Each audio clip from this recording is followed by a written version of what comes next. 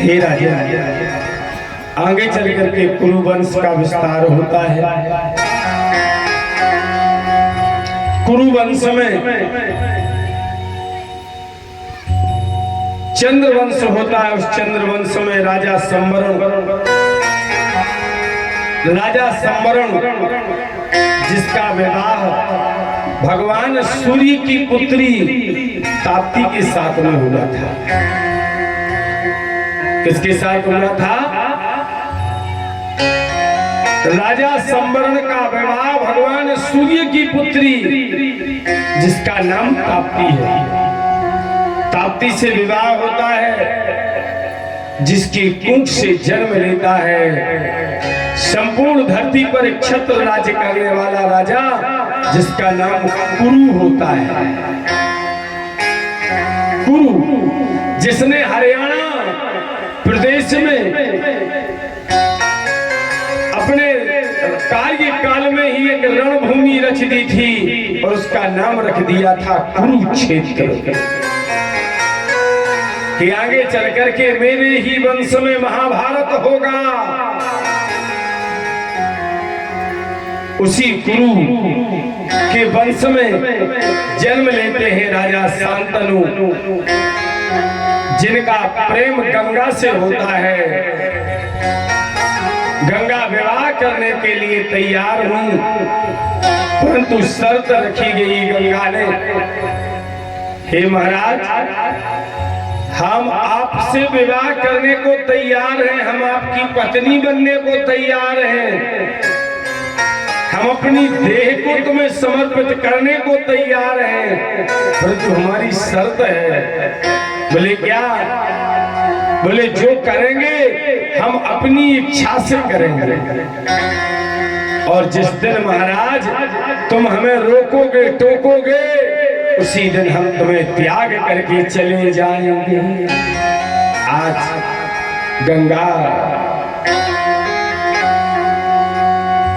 गंगा से विवाह करते हैं राजा शांतनु। विवाह करने के बाद भागीरथी गंगा, भगवान के जटों से निकलने वाली गंगा, आज हस्तिनापुर की पटरानी बनी है। धीरे धीरे समय बीता है।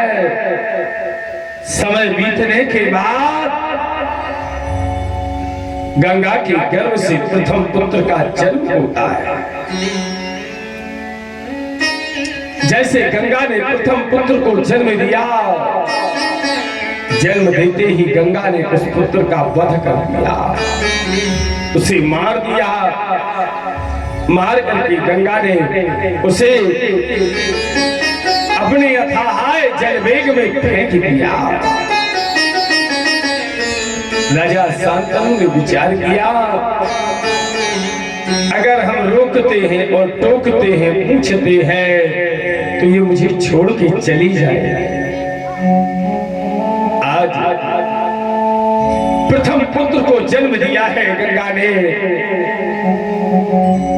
और राजा शांतनु के प्रथम पुत्र का मरणांतक हो गया है। दूसरे पुत्र का जन्म होता है। दूसरे पुत्र को भी गंगा ने मार करके फेंक दिया। तीसरे पुत्र का जन्म होता है। तीसरे पुत्र को भी गंगा ने मार के फेंक दिया।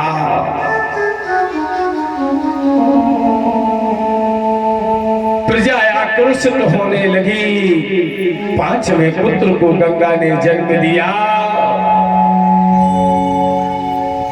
पांचवें पुत्र को भी गंगा ने मार के फेंक दिया। 6,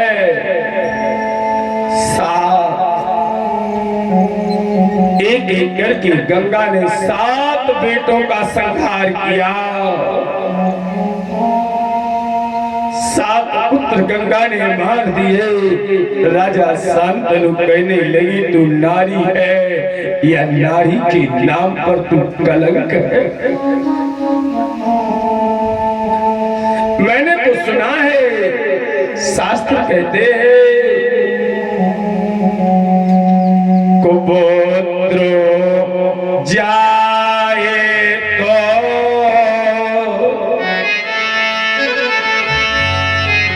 क्वच दर्पी को माता ना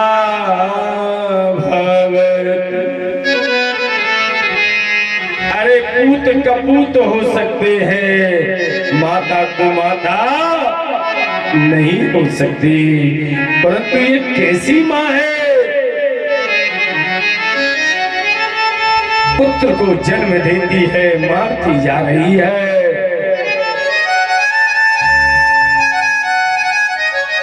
देवी गंगा 8वां गर्भ धारण करती है। राजा शांतनु बगल में बैठे हैं। अरे तू 8वें पुत्र को जन्म दे, मैं रोकूंगा टोकूंगा और अब मैं अपने अंतिम कुल दीपक को नष्ट नहीं होने दूंगा। तू मेरे पुत्र को नष्ट नहीं कर सकती। जैसे 8वें पुत्र को गंगा ने जन्म दिया, उसी समय राजा शांतनु ने कहा, ए गंगे,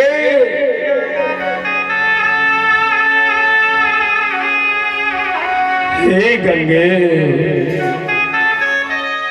क्या बिगाड़ा है इन छोटे छोटे बच्चों ने तेरा।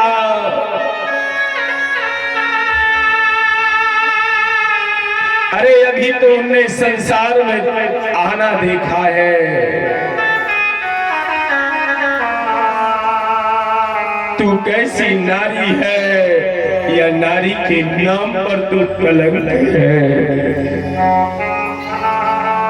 मत मार, छोटे छोटे से फूल रहे बगिया को जाड़ा ना करना, कुल के दीपक मेरे उजियारे। गंगा, इन दीपक को क्यों बुझा दिया, यह नाम हमारे कुल को रखे, मेरे कुल के दीपक क्यों बुझा। गंगा, तूने क्यों मेरे कुल के दीपकों को बुझा दिया।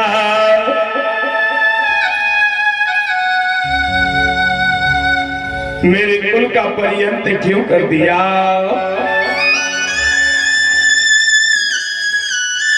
राजा शांतनु गंगा के सामने रो रहे हैं, बिलख रहे हैं।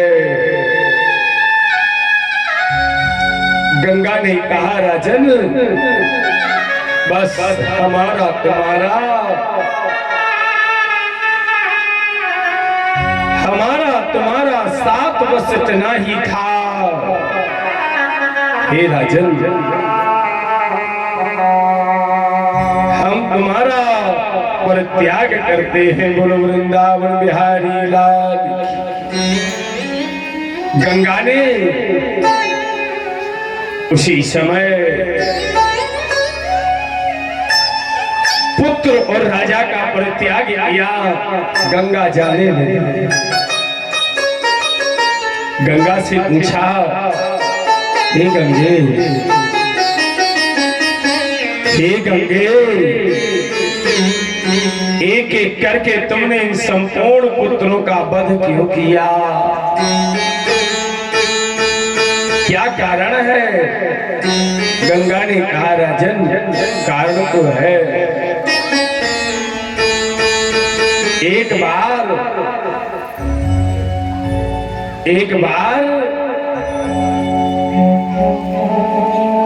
अष्टवसुओं की 8 स्त्रियां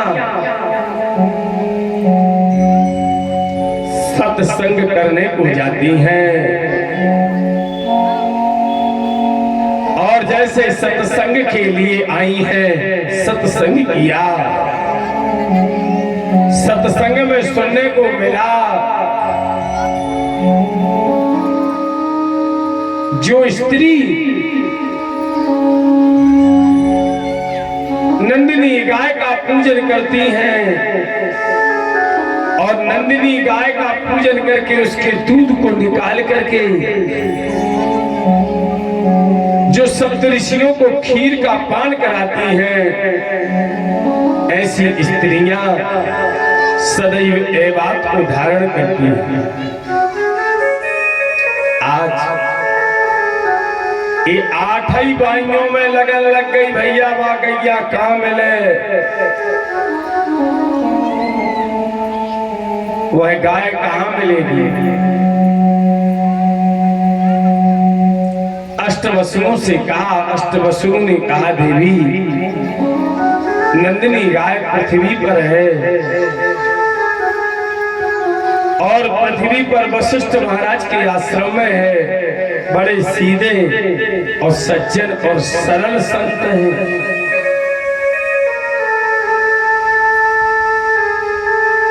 8 ही स्त्रियां कहने लगी हमें तो चांद ले आओ, बाल हट, नार हट और वृद्ध हट, ये 3 हटे सबसे खतरनाक है। अगर लड़का वालों रीत जाए रात के हमें तो मिठाई खाने, तो मिठाई मिले ना मिले चॉकलेट तो खुआऊं नहीं, पर नहीं खुआऊंगा पर ना रहा। स्त्री रीत जाए कि हमें तो जो चाहने ही है, अस हो चाहे बस हो पर बस हो, वो तो लाऊ नहीं पड़े।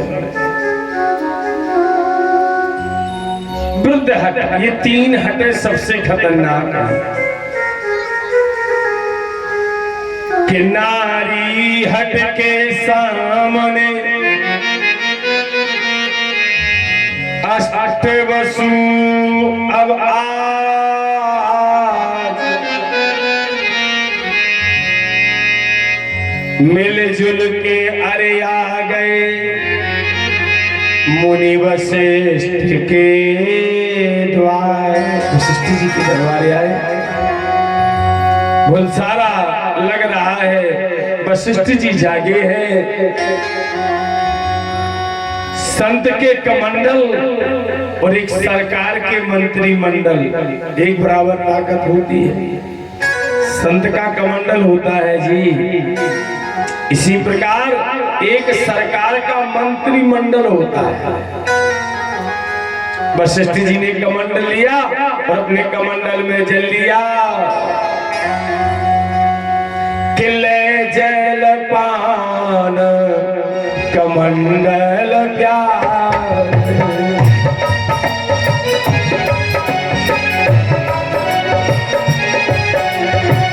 ले जल पान कमंडल प्यार,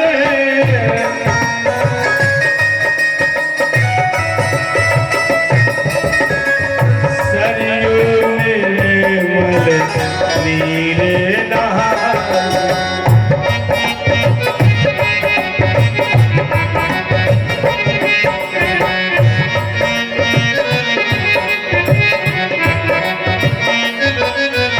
भक्त वत्सल भगवान की सरयू कमंडल लेकर के वशिष्ठ जी अपनी सरयू नदी में आए। यहाँ 8 ही वसु भड़याई कर भी खो घुसे आए। मुख में मुसीका बांध दो, नंदिनी के मुख में मुसीका बांधा और दे जंजीरें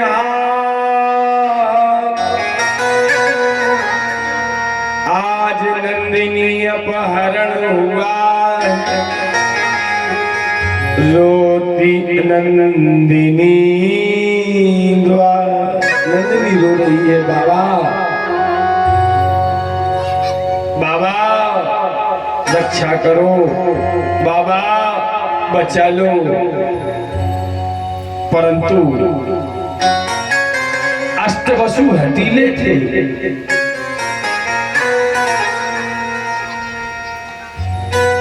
वह देव लोक के लिए ले गए। वशिष्ठ जी आए, पूजन किया।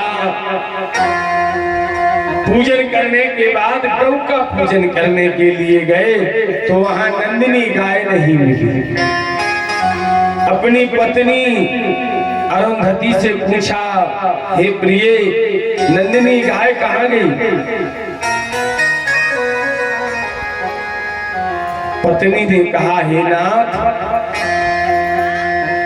विदित नहीं है, मालूम नहीं है। वशिष्ठ जी खोजने को चले गए, हाथ में कमंडल लिया है। खोजते खोजते कहीं नंदिनी गाय को नहीं पाया। तब ध्यान लगाया, ध्यान लगा करके देखा। अरे ध्यान लगा के देखे बाबा, अरे ध्यान लगा के देखे बाबा, और नहीं नंदिनी गाय, वह तो पशु लोक में जा।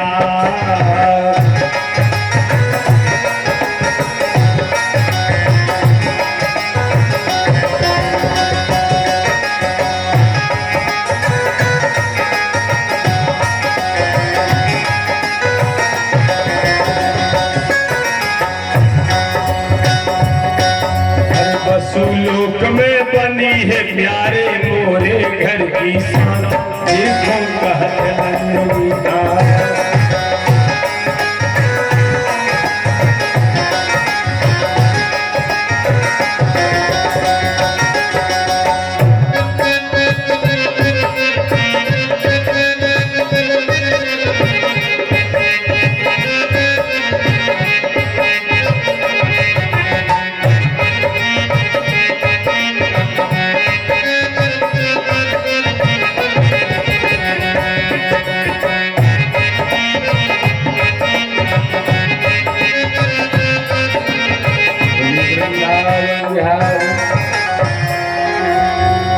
कथा के पहले कर लेंगे, बोलो भक्ति और भगवान।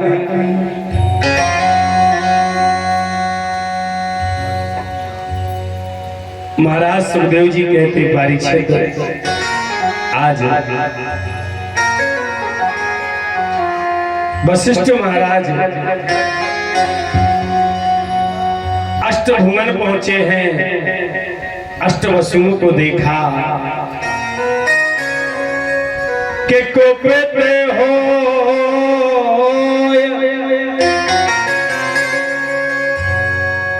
कि कुपित हो मुनि वशिष्ठ ने दीनी वसुमुखा श्राप, जाहु दोहु तुम नर बनो, करनी के फल आ। तुमने ब्रह्म मुहूर्त की बेला पर जो पाप किया है, दोनों ब्रह्म मुहूर्त और गोधूल के बेला के मेल पर जो तुमने कृत्य किया है, ये असहनीय पाप है। जाओ, हे अष्टवसुओं, हम तुम्हें श्राप देते हैं। जाओ, तुम जाकर के नर बनो, मनुष्य बनो। 7 वसु चरणों में गिर गए, बाबा हमारी गलती ना है, हमारी गलती नहीं है। वशिष्ठ जी कहते तो फिर मेरी गलती है। बोले देवर वसु के कहने से ये पाप किया है, गौ चोरी की है। याद रखो जीवन में कभी गौ चोरी नहीं करना चाहिए और जानबूझ करके गौ को कष्ट नहीं देना चाहिए।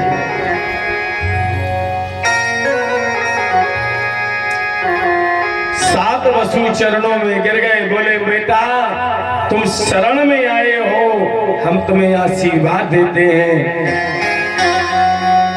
जन्म होगा जन्मांत तथा युक्त मरणांत को मम देहिना, यत्रात्मजं अष्टवसुवास यत्र देहि दुःखिनो। आशीर्वाद दे दिया, जन्म होगा, जन्म के बाद तुम्हारी मृत्यु होगी और आज ही अष्टवसु। सो गंगा जी कहती जो 8वां वसु है यह भी शरण में आया, इसने भी प्रार्थना करी हमें माफ कर दो, हमारी गलती हो गई। बोले तूने जान जान कर पाप किया है, नारी की बात मान करके कृत्य किया है, इसलिए हम तुझे श्राप देते हैं कि नारी सुख वंचित रहो, राजपुत्र राजपाठ नहीं पा, दिन दिन तुम अपमान सहोगे, यह मुनि वशिष्ठ का श्राप। सो गंगा कहती है ये जो 8वां अष्टवसु है, ये 8वां वसु है अष्टवसु। ब्रह्मा ने मुझे बुलाया, बोले संसार की कोई स्त्री ये कृत्य नहीं कर सकती, कार्य नहीं कर सकती। हे गंगा जाओ और हे सागर के अवतार महाराज शांतनु, सागर के अवतार महाराज शांतनु, इस कारण से ये 7 पुत्रों का मैंने वध किया और ये जो 8वां बेटा है जिसका नाम देवव्रत है, ये जैसे बढ़ेगा वैसे इसके जीवन में कष्टों का झेलना आरंभ होता जाएगा। इसके बाद मत्स्यगंधा, ये मत्स्यगंधा कौन है? मत्स्यगंधा राजा सुधनवा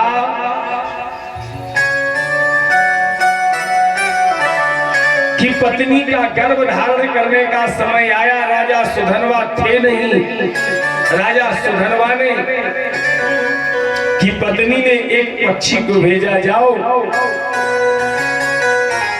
हमारे पति से तेज ले आओ ताकि हम गर्भ धारण कर सकें।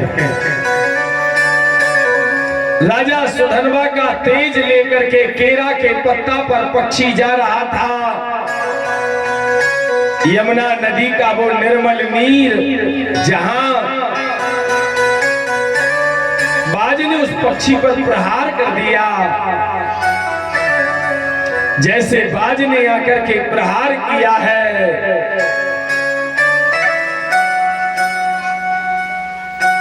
और प्रहार के करते ही बाज में और उस पक्षी में युद्ध ठर गया।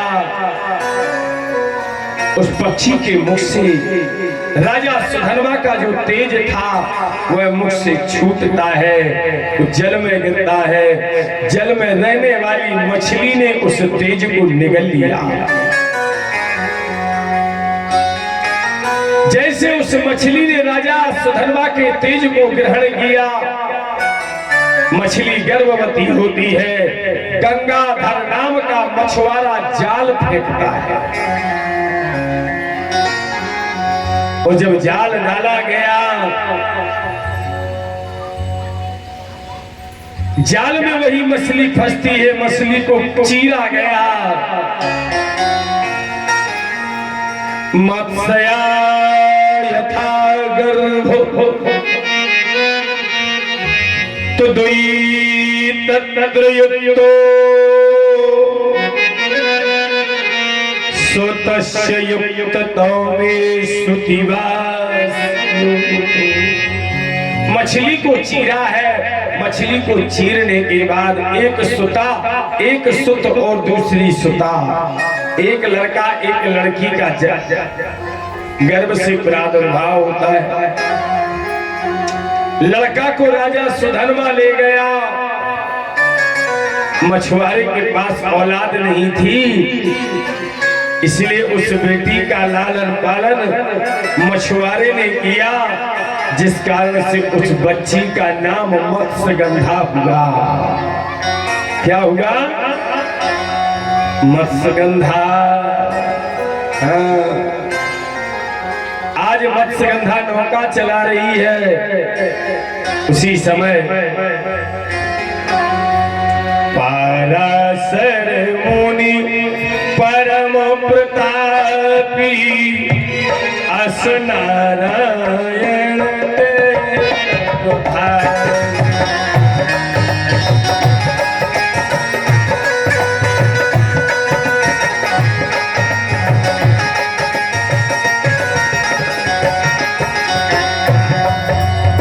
नारायण का तप किया वेद व्यास ने, पराशर ने अखंड तप किया। जासुआन अपार पावन चतुर्भुज दर्शन दियो, यही प्रकट पावन नाथ करुणा निधि तनय कृपा कियो। भगवान बर मांग आज पराशर प्रताप देन बर प्रभु आ गयो। भगवान प्रकट हुए, प्रभु प्रकट हुए। हे पराशर, हमसे वरदान मांगो, क्या चाहते हो? पराशर ने कहा, दोई जोर कर विनती करो, दीन बंधु उदार हो आप सुत करुणायतन, धर्म के अवतार, धर्म रूपी अवतार धर्म किए और सनातन धर्म की ध्वजा को लहराइए। और आज पराशर ने वरदान लिया है कि प्रभु आएंगे, और जब आए तो मत्स्यगंधा नौका चला रही थी। क्या? मत्स्यगंधा नौका चला रही थी। पराशर ने निहारा, और जैसे पराशर ने देखा, देख करके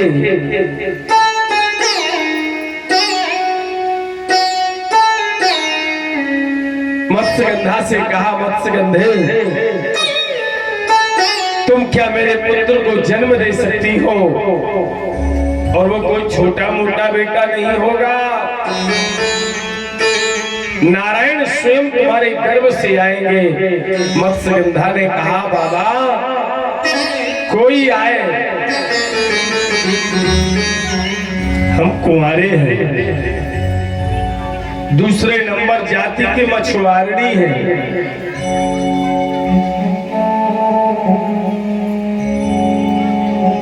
तीसरे नंबर आपको मेरी बदबू नहीं आ रही क्या? आपकी तो मंद सुगंध सुरंभियति,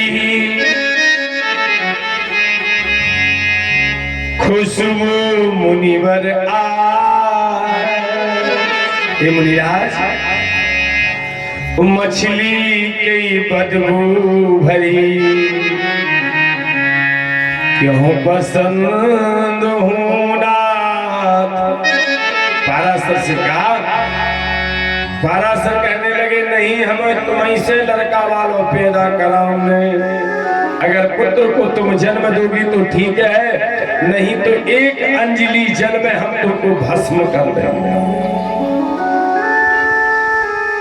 मत्स्यगंधा कहने लगी तो ठीक है, हमें कछु दिक्कत नहीं है, 3 वरदान दे दो।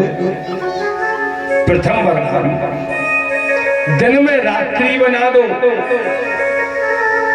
क्योंकि निशायाम यथा गर्भे पुत्रो जाए बिना सुखे पृथ्वी भार तुच्छस्यो राक्षसो परमं गतम्।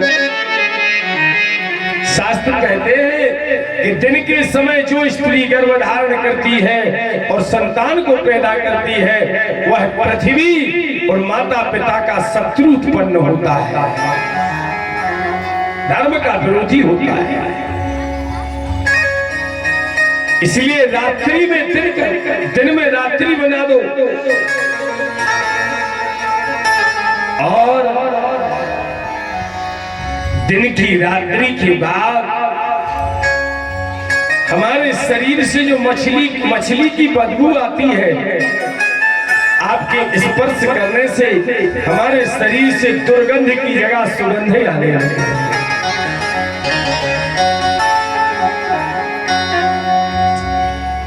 महाराज सुखदेव जी कहते, परीक्षित,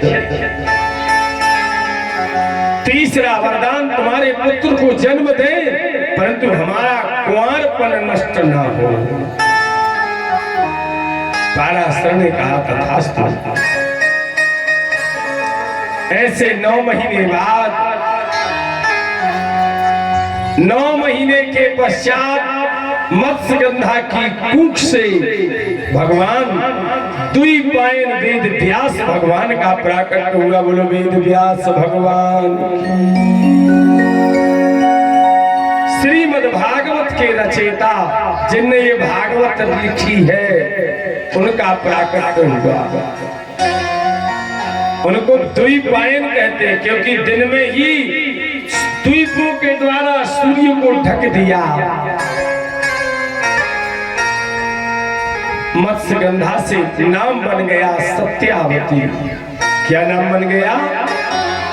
सत्यावती। महाराज सुखदेव जी कहते, परीक्षित जी,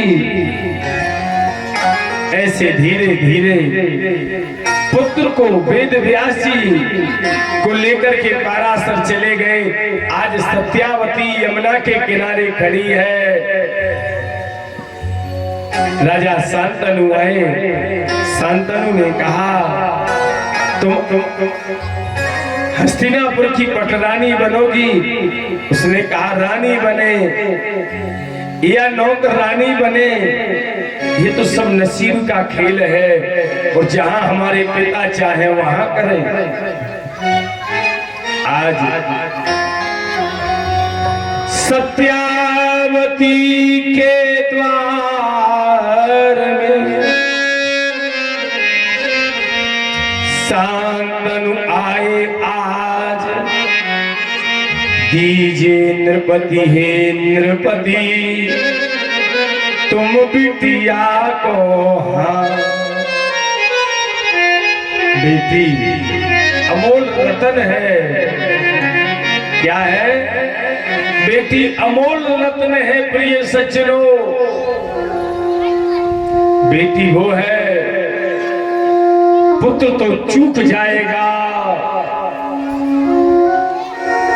मगर माता पिता की आह सुनते ही पुत्री पलंग से उठकर खड़ी हो जाएगी। उसे बेटी कहते। बेटी सत्यावती वो है जो वृद्ध मछुआरा और उसकी पत्नी का सहारा है। नौका दिन भर चलाती है, जो कमाती है अपने बूढ़े माता पिता को भोजन कराती है। आज मछुआरे ने कहा, हे राजन, बेटी परधन है, बेटी कभी पिता की नहीं रही, बेटी कभी माता की नहीं रही। जन्म होता है, बेटी को जाने के लिए ही जन्म होता है,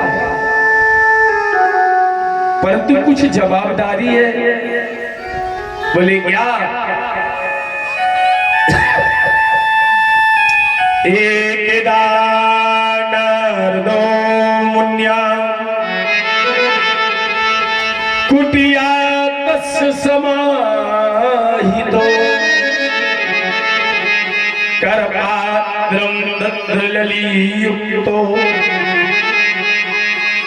एक बार नारद जी आए, देवऋषि नारद ने आकर के बेटी का हाथ देखा, हाथ में लिखा है। नारद कहते थे कि तुम्हारी बेटी एक बार इस धरती की महारानी बनी। सोहे महाराज, तुम्हारी पहली पत्नी का बेटा है जिसका नाम देवव्रत है। सोहे महाराज, वचन दीजिए, हमारी बेटी की कुख से जन्म लेने वाली संतान राजा बनेगी या गंगा की कुख से जन्म लेने वाला बेटा राजा बनेगा? ये सुनते ही राजा शांतनु स्तंभित रह गए।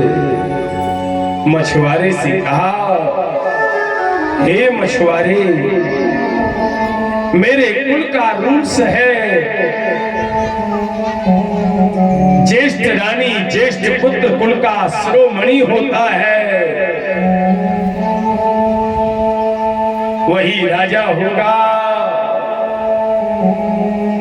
राजा शांतनु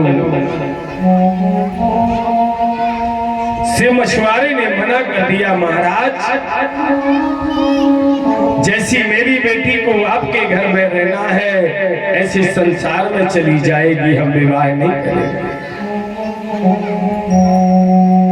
परंतु राजा शांतनु को तो लगन लग गई। राजा शांतनु उत्साहित हो गए।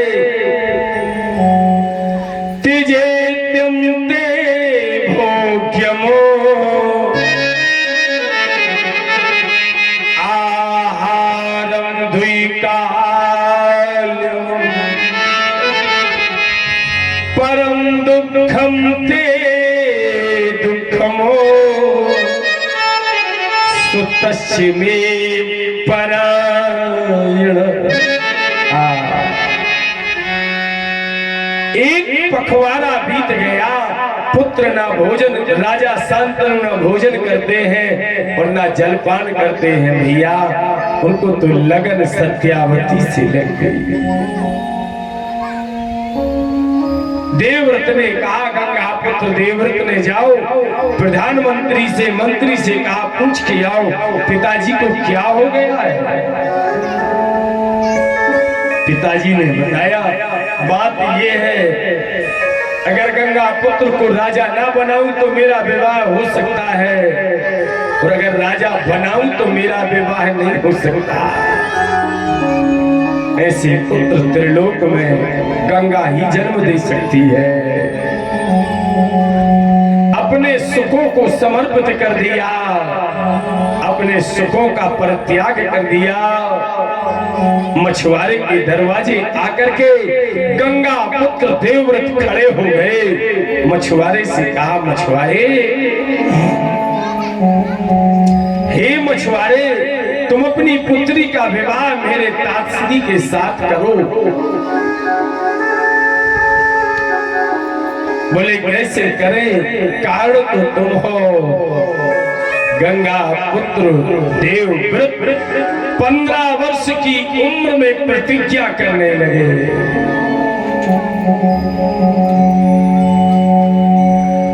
भीषण प्रतिज्ञा कर चुका भीष्म भीषण प्रतिज्ञा कर चुका, चैतन्य पुरुष आवाज, मेघ बरस बरसन लगे,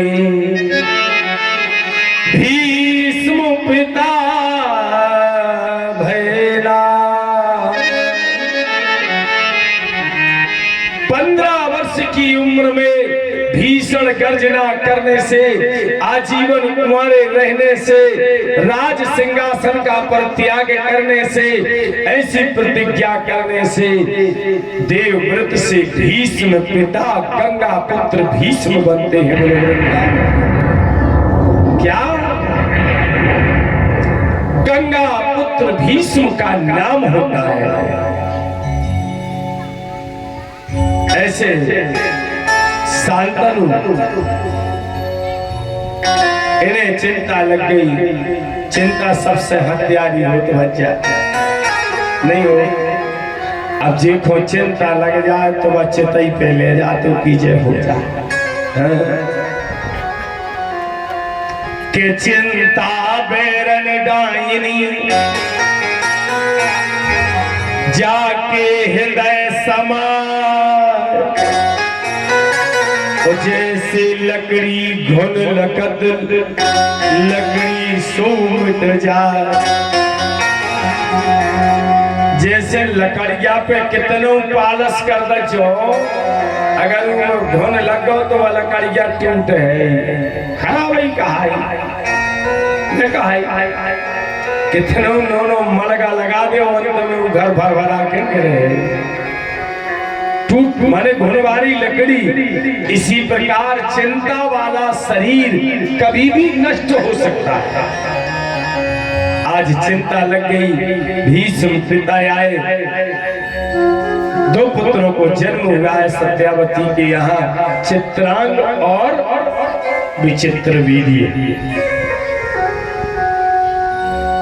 चित्रांग विचित्र वीर्य का महाराज सुखदेव जी कहते भीष्म पिता आए। इच्छा मृत्यु का वरदान किसने दिया? इच्छा मृत्यु का वरदान किसी देवता ने नहीं दिया भीष्म पिता को। इच्छा मृत्यु का वरदान भीष्म पिता के लिए राजा शांतनु स्वयं के पिता ने दिया। बोले पुत्र मांग में कुछ तुझे देना चाहता हूं। तूने राज का परित्याग कर दिया, स्त्री परित्याग कर दिया, परंतु मैं कुछ देना चाहता हूं। मांग, क्या इच्छा है? क्योंकि मेरी इच्छा से तू लेगा नहीं, इसलिए तू अपनी इच्छा बता बेटा। पिता का धर्म है, माता का धर्म है पुत्र की इच्छा की पूर्ति करना। मांग क्या चाहता है? उसी समय भीष्म पिता ने कहा था श्री मुझे देना चाहते हो, बस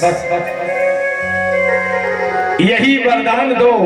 जब तक हम ना चाहें तब तक मृत्यु हमको स्पर्श ना करे। बोलो वृंदावन बिहारी। ये इच्छा मृत्यु का वरदान किसी और ने नहीं, स्वयं के पिता ने दिया है भीष्म के। किसने दिया है? भीष्म पिता के लिए राजा शांतनु।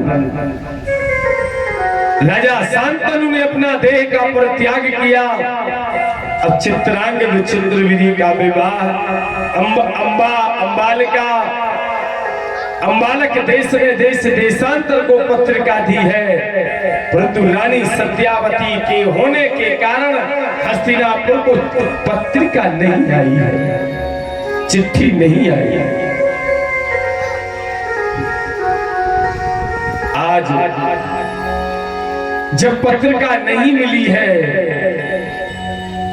भीष्म ने कहा पत्रिका आई हो या न आई हो, पर मैं भीष्म तुम्हें वचन देता हूं मां, बधुएं तुम्हारी होगी। रथ सजाया भीष्म ने, रथ को सजाया है। भाई को संग ले राह पड़ो एक सर्प पड़ा है, रथ रोको कर दे। रथ को रोका, जैसे रथ को रोका है, भीष्म पिता उतरे हैं, अपने बाण से सर्प को रास्ता से उठाया है, उठाकर के जैसे फेंका है तो सर्प जाकर के लबालब कांटों में धंस गया। सर्प लबालब कांटों में धंस गया। एक एक बूंद सर्प का निकल रहा है, एक एक बूंद गिर रही है। सर्प अपने प्राणों को तरस रहा है कि मुझे मौत मिल जाए। ऐसी दर्दनाक मृत्यु भगवान किसी की ना हो। जो मृत्यु को तरस रहा है, मृत्यु नजदीक नहीं आ रही है। शरीर से एक एक बूंद गिरता जा रहा है, शरीर सूखता जा रहा है। ऐसे चलते चलते 54वां दिन लगा। सर्प जब प्राण त्यागने लगा, सर्प ने श्राप दे दिया, हे भीष्म,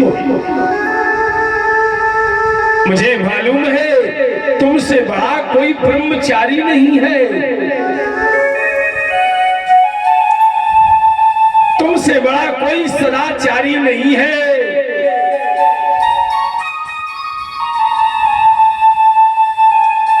तुमसे बड़ा कोई व्रती नहीं है और तुमसे बड़ा कोई इच्छा मृत्यु वाला व्यक्ति नहीं है त्रिलोक में। परंतु जैसी तुमने करनी की है वैसा फल भोगोगे। अगर हम कांटों के ऊपर अपने प्राण त्यागेंगे तो याद रखो तुम्हारे ही वंश में ऐसे बेटा जन्म लेगा कि वह तुमको बाणों पर लिटाएगा। क्या अगर हम कांटों पर तन त्यागेंगे तो तुम बाणों पर तन त्यागोगे। जैसे हमारे शरीर से एक एक बूंद खून की गिरती गई, एक एक बूंद शरीर सूखता गया, जैसी गति मेरी होगी वैसी गति तुम्हारी होगी। ये सर्प का श्राप है। याद रखो, जीवन में अगर हम किसी जीव का वध करते हैं, किसी जीव जंतु को मारते हैं, कष्ट देते हैं, तैयारी में रहना, हमको भी वह जीव बनना पड़ेगा, हमको उस जीव में जाना पड़ेगा, वह जीव हमको भी मारेगा। क्योंकि मृत्यु लोक कर्म का खेल है, जैसे कर्म वैसा फल मिलेगा। और सर्प ने अपने प्राणों का परित्याग किया। बोलो वृंदावन बिहारी लाल। आज अम्ब और अम्बालिका दो भैया हटे, दो जीतने तीजे तीन ही जीत ले आए। अब एक बेचारी मारी मारी फिर रही। अरे ओ के कौन नैया सहारे, असहाय बनी है, कोई कुछ व्यवहारो नैया। श्राप दे दे भीष्म भो, हम तुम्हें श्राप देते हैं, मरने का कारण हम ही शिखंडी बन के आएंगे। बोलो वृंदावन जाए। आज भीष्म के जीवन में श्रापों का ढेर लगने लगा। चित्रांग विचित्र वीर्य को देहावसान हो गया। अरे कैसे चले घर बरवारो, अब तो कुल को हो नाश, भीष्म पिता संकट विचार।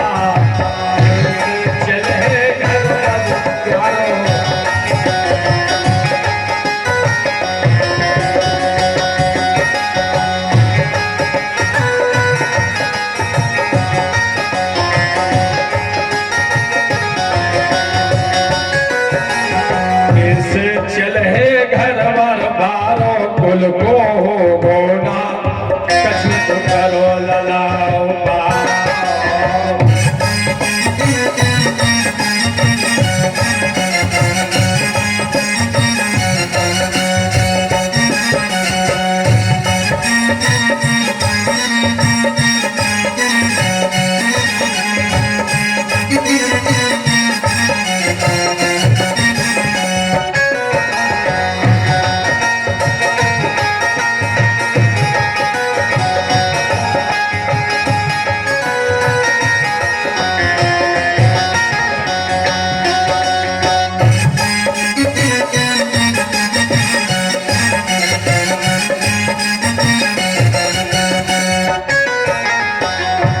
भक्तवत्सल भगवान की।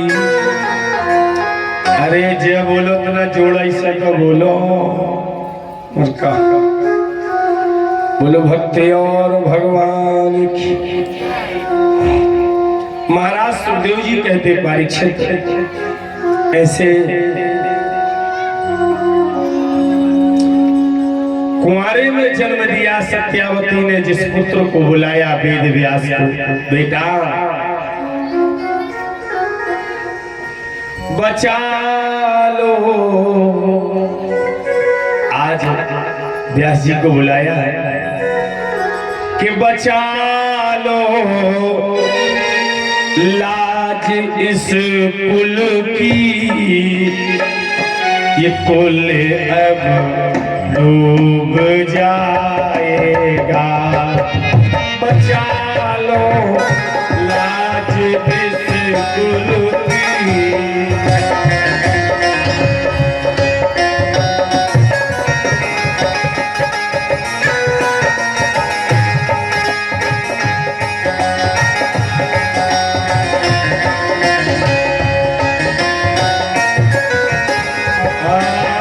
बचा लो लाज इस कुल की, ये कुल अब डूब जाए।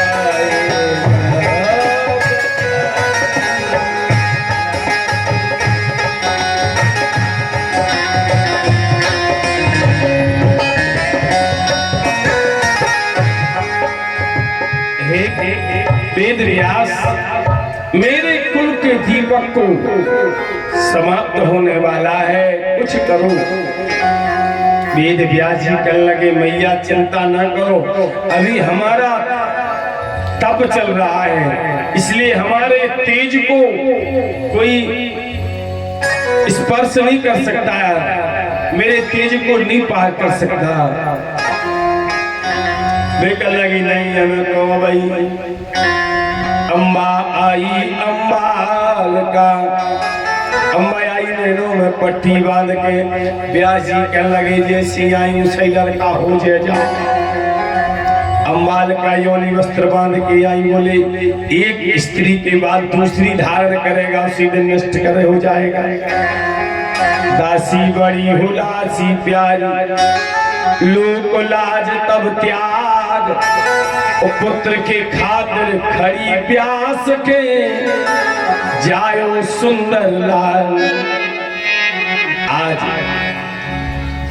तीनों के यहाँ, एक के यहाँ धृतराष्ट्र जन्म से अंधा, दूसरे के यहाँ पांडु, और तीसरे नंबर तो मेरे कन्हैया का परम भक्त, जिसे लिए भक्तौ भक्त जनप्रिया भक्तौ भक्त परायणो परमं भक्तो महम भक्ता विदुरोत्तमेन योगिना। भगवान कहते हैं विदुर जैसा महात्मा, विदुर जैसा भक्त, विदुर जैसा भोजन कराने वाला इस तीनों लोकों में नहीं हुआ। ऐसा भक्त महाराज विदुर। आज विदुर का प्राकट, ये विदुर कौन है? ये विदुर जी कौन है? ये विदुर साक्षात यमराज है। एक बार एक नचिकेत नाम के मुनि थे, जिनने अपनो पूरो जीवन ब्रह्मचर्य व्रत में निभा दो, बाल ब्रह्मचारी, फिर बाबा हो गए, तपस्या करत रहे। मगर एक बार, एक दिन की बात, कुछ चोरों ने धन चुराया और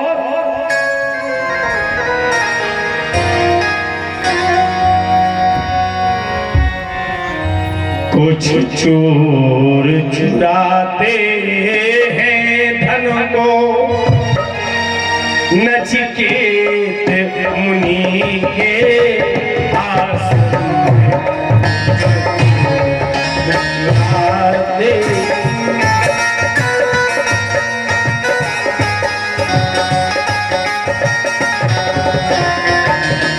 कुछ चोर चुराते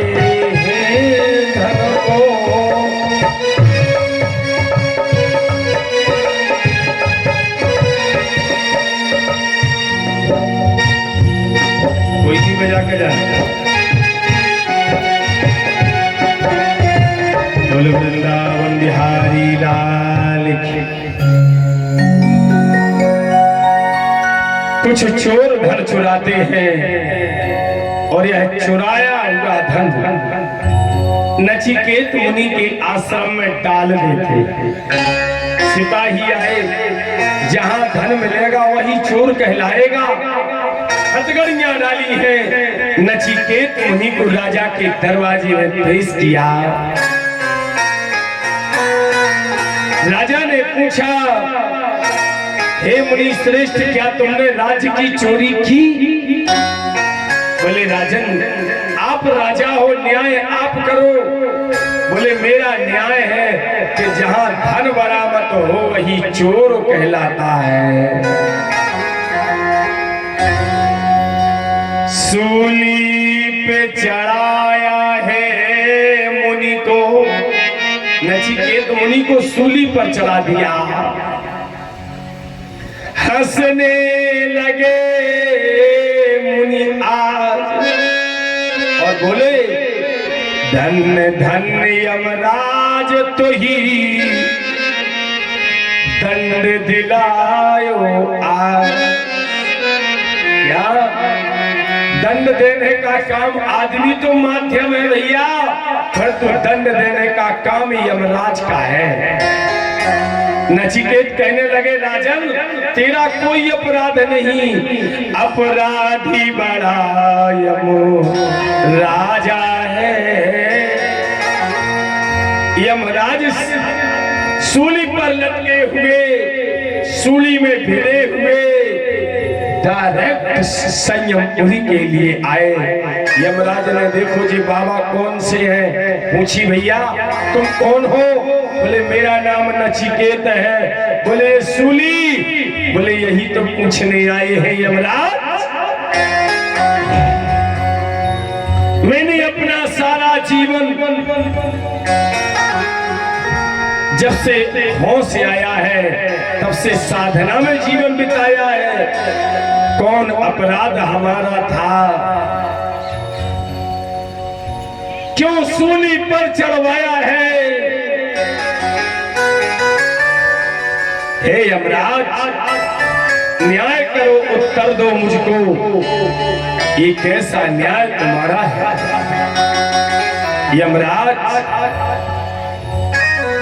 यमराज ने अपना रजिस्टर खोला। खोलते खोलते देखा नचिकेत 5 वर्ष की आयु थी, तुम्हारी 5 वर्ष की आयु थी, कांटे से तितली छेदी थी, उस तितली का दोष रहा, इसलिए सूली तुम्हें भेजी थी। तुमने 5 वर्ष की उम्र में अरे तितली को छेदा था, क्या तितली को छेदा था, इस कारण से तुम्हें उसकी जगह सूली छेदी गई। बोले मैंने पुण्य तब किया, बोले नहीं, जो तुमने बोया है उसे तो काटना ही पड़ेगा। यमराज कहने लगे धन्य रे न्याय के दाता यमराज, हम तुम्हें श्राप देते हैं, जाओ मैं तुम्हें श्राप देता हूं, मृत्यु लोक में यम का पद त्यागोगे और जहां अधर्म अन्याय अनाचार की परिसीमा गढ़ी जाएगी, वहां तुम विदुर के रूप में देखते रहोगे। बोलो वृंदावन बिहारी, यह यमराज की अवतार विदुर। ऐसे कुरु वंश तो मानना चाहिए शांतनु तक सीमित रहा, यहाँ से तो वेद व्यास जी महाराज जी के आशीर्वाद से संतानें बनी, इसीलिए कुरु की जगह कौरव और पांडु की जगह पांडव नाम आ गए। अधर्म किया पांडवों ने, भगवान धर्म के पक्ष में खड़े रहे, कौरवों का अंत करवाया और उसी कौरवों में, उसी पांडवों में अंतिम चिराग अश्वत्थामा नष्ट करना चाहता था, ब्रह्मास्त्र चलाया है उत्तरा के गर्भ पर, और जैसे उत्तरा के गर्भ पर ब्रह्मास्त्र चलाया, उत्तरा के शरीर से खून बहने लगा, उत्तरा तड़पने लगी, बिलखने लगी। द्रौपदी ने देखा मेरे संपूर्ण कुल का अंतिम दीपक उत्तरा के गर्भ में छुपा है, इसे भी क्या अश्वत्थामा नष्ट कर देगा, मेरे कुल के दीपक को बुझ जाएगा।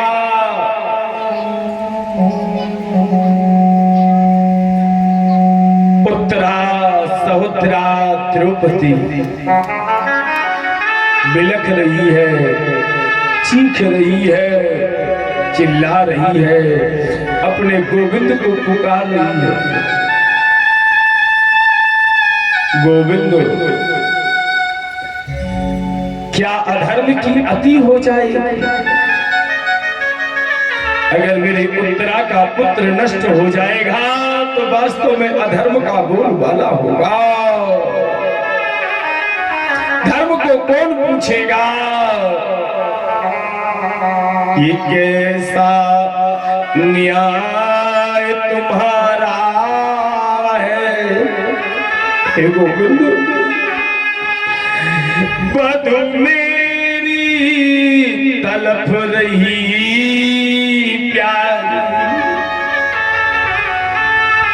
इस कुल के दीपक को भगवान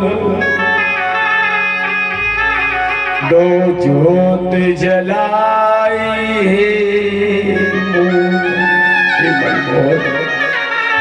इस मेले जो कुल का दीपक बुझ रहा है, चिराग बुझ रहा है, इसमें आशीर्वाद रूपी घृत डालने की कृपा करो। भगवान उत्तरा के गर्भ में प्रवेश करते हैं,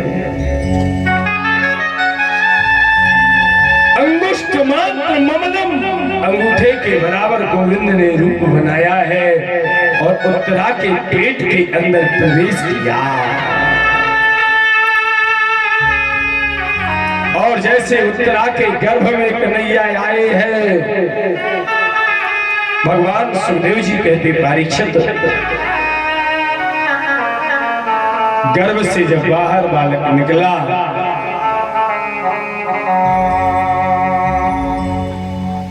तो सुत सो रहा है, पुत्र के मुख से रोने की आवाज नहीं आ रही। उत्तरा सहोदरा द्रौपदी कन्हैया से कहने लगी, गोविंद आज इस कुल का परिताप को छुपा। भगवान मुस्कुराते हुए कहने लगे, द्रौपदी चिंता मत करो, मैं तुम्हारा रक्षक हूं, तुम्हारा कुछ नहीं बिगड़ेगा, ब्रह्मास्त्र कुछ नहीं बिगाड़ेगा। अरे ब्रह्मास्त्र क्या बिगाड़ेगा जहां ब्रह्म खड़ा हो। क्या कृष्ण कौन है? ब्रह्म अनाम है अज भगवंता, ब्रह्म है कृष्ण, ब्रह्मास्त्र क्या बिगाड़ेगा। अर्जुन कहने लगे, पूर्ण ब्रह्म कन्हैया जिसका साथी हो, उत्तरा सहोदरा द्रौपदी उसका कौन कुछ नहीं बिगाड़ेगा। कन्हैया आए